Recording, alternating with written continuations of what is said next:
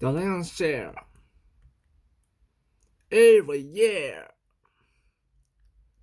At the start of spring, the lion invited a small group of animals to join him for a special day, a special dinner. The ant, the ant, the the The ant. the ant had never dined with the king before. The ant had never dined with the king before. She was very nervous and wanted to make a good impression. When the day came, she arrived exactly on time, not a minute too soon or too late. Sometime later, the beetle arrived. The, then the frog. Then the frog, the macaw, the macaw, Mm. the warthog, the tortoise, the gorilla, the hippo, and the elephant. They were all late. When dinner was served, the ant was shocked at how the others behaved. The elephant talked about himself constantly. The hippo never wiped her mouth. The gorilla threw his food, and the warthog tried to eat the flowers. After dinner, the table was cleared and the large cake was brought out. For dessert, the lion passed it to the elephant. Please help yourself, he said. The elephant looked at the cake. I could eat this in one bite, he thought, but it might seem greedy. The grand gesture, he cut the cake in half and passed the rest to the hippo. What a pig, thought the hippo. But if he's taking half, I'm taking half of what's left. She made a slice down the middle and handed the remaining 1/4 of the cake to the gorilla. This continued around the table as each animal Each animal took half of the remaining cake and passed the rest on until Yes. it finally reached the end.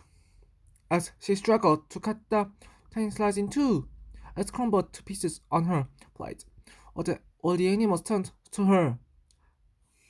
Typical ant. Typical ant, said the elephant. She thinks only of herself. When the cake came to me, I said it. I know, said the hippo. We all did. Doesn't she know the king hasn't eaten yet? Scoffed the tortoise. The warthog, who was sitting in her cake, simply shook her head in disgust. The ant was mortified. Surely she would never be invited back. My king, said the ant, please forgive me. I am ashamed to say there is nothing left to share.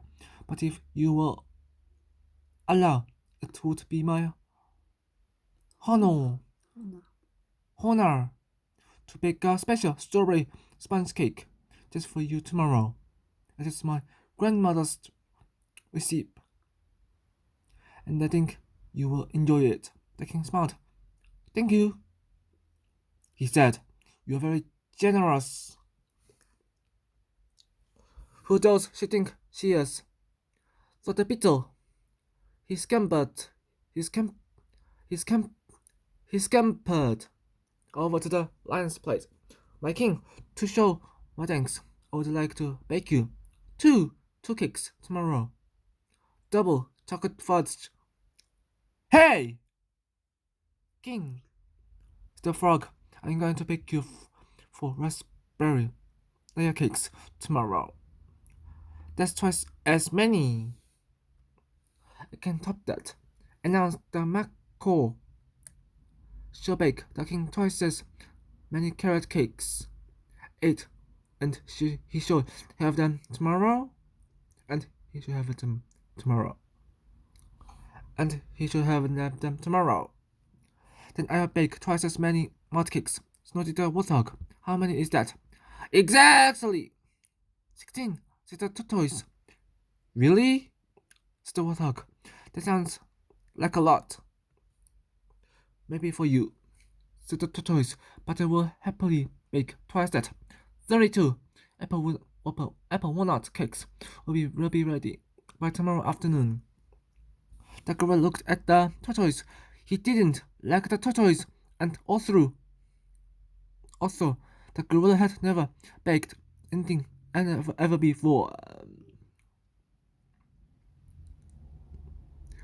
He somehow found himself offering twice as many buttercrumb cakes. 64. asked the king. Are you sure? The girl nodded, but he didn't look sure. All eyes turned to the hippo. Naturally. She stammered. It will be my honor to bake twice as many spice cakes. Let me see. She took out a piece of paper and began to scribble some numbers. Her hoof was shaking as she put down the pencil. That can be alright, she said finally. The gorilla grabbed a piece of paper. 188, he announced with a grin. The elephant was crestfallen, but he had to top the hippo.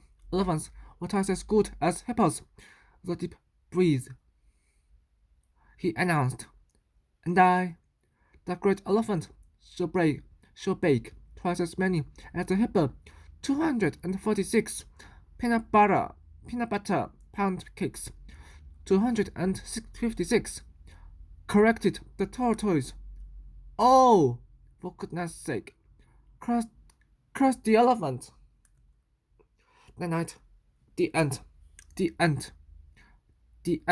baked her cake for the king. She took her time and measured everything carefully.